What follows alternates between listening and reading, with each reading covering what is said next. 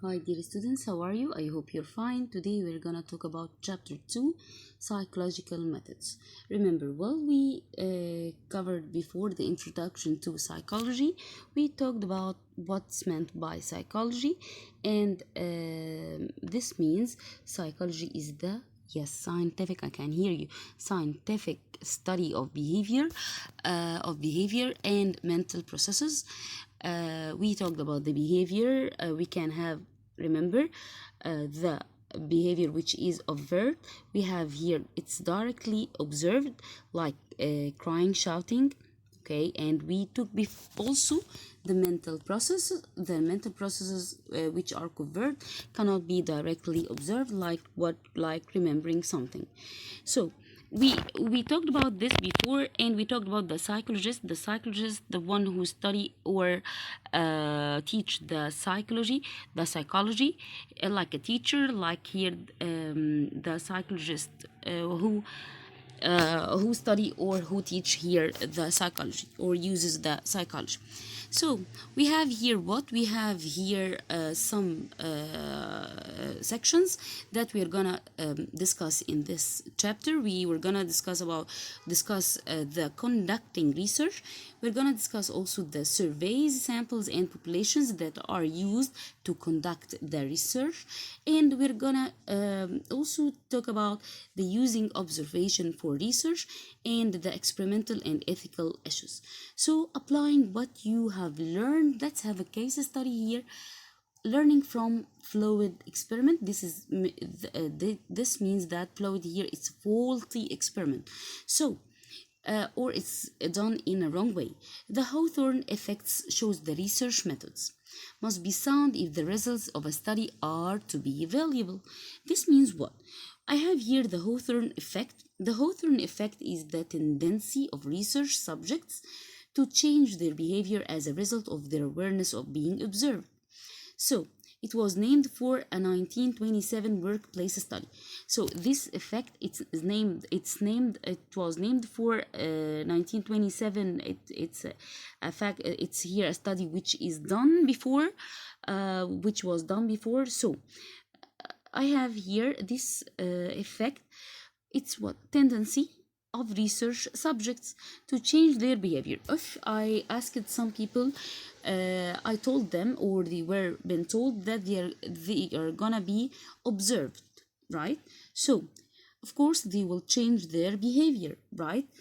Okay, like what happened? Yes, let's see what happened in the Hawthorne workplace study. This one. Women factory workers such as these assembled electrical equipment at the Hawthorne plant. They were told that they were being observed, so they changed their behavior. Of course, they were always smiling, they were concentrating, right?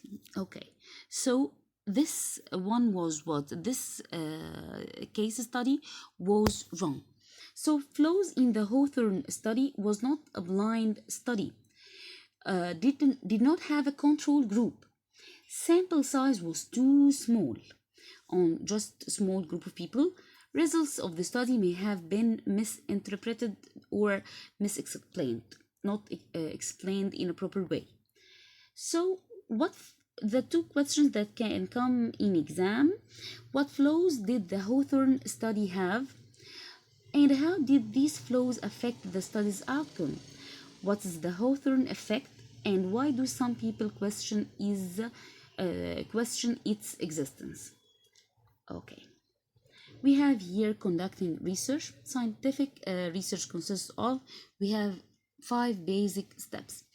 Number 1, forming a research question. I have to form the question, then forming a hypothesis, and we're gonna explain what's meant by hypothesis, testing the hypothesis, analyzing the results, and drawing conclusions. After the 5 steps are completed, scientists attempt to replicate the results and often ask new questions based on those results. So let's have here the main idea we're talking about. When I conduct here a research, the steps of the scientist that scientists follow in conducting research are what? Are very fundamental to reaching the reliable conclusions. So you have to follow the 5 steps to conduct here the research. Okay, so I have reliable conclusions, not just conclusion without here being trusted. Psychologists follow similar steps in conducting research. So I have here what are the 5 basic steps in scientific research. This is very important question. And also the what are 2 further steps involved in the scientific research. This is another good question that may come at exam. I have here the steps of scientific research in more details. Psychologists tend to use the same general procedure when conducting the research. The procedure consists of 6 steps. I have here the first one, forming. Yep, I can hear you. A research question, as I told you.